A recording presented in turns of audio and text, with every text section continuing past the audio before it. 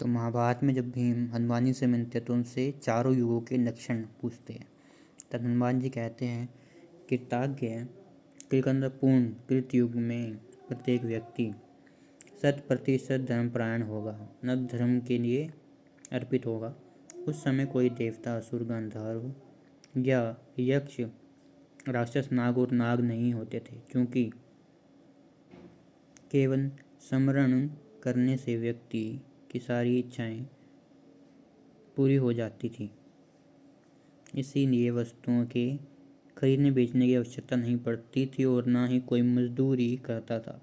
लोभ, द्वेष, अभिमान, ईर्ष्या, भय तथा कपट का सतयुग में स्थान ना था और इसलिए कहर और मनमुटाव भी नहीं होता था। उस समय भगवान नारायण ने श्वेत वर्ण में अवतार लिया था और प्रत्येक व्यक्ति उनकी पूजा सेवा किया करता था।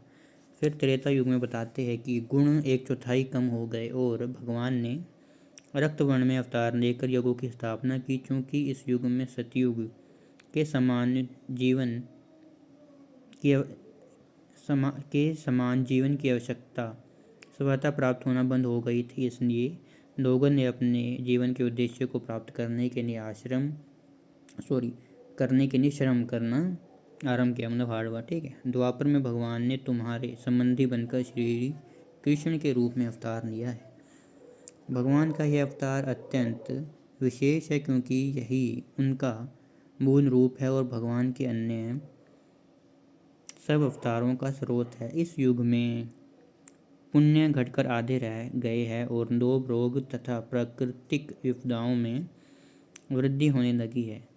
प्रिय भीम, भावी कलयुग में मनुष्य में हर प्रकार के दुर्गुण दिखाई देने लगेंगे और इसके फलस्वरूप चारों ओर अभाव का भय फैल जाएगा।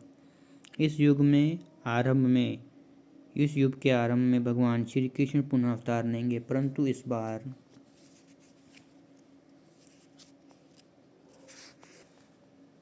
एक भक्त का रूप लेकर अपने वास्तविक रूप को छिपा देंगे। अवर्ण्य, जिसका वर्णन नहीं कर सकता, सौंदर्य से युक्त स्वर्णिक रूप लेकर वह संकीर्तन आंदोलन का शुभ आरंभ करके शुद्ध भक्ति का मार्ग दिखाएंगे। अब तुम अपने भाइयों के पास लौट जाओ, क्योंकि वह चिंतन होकर तुम्हारी प्रतीक्षा कर रहे हैं।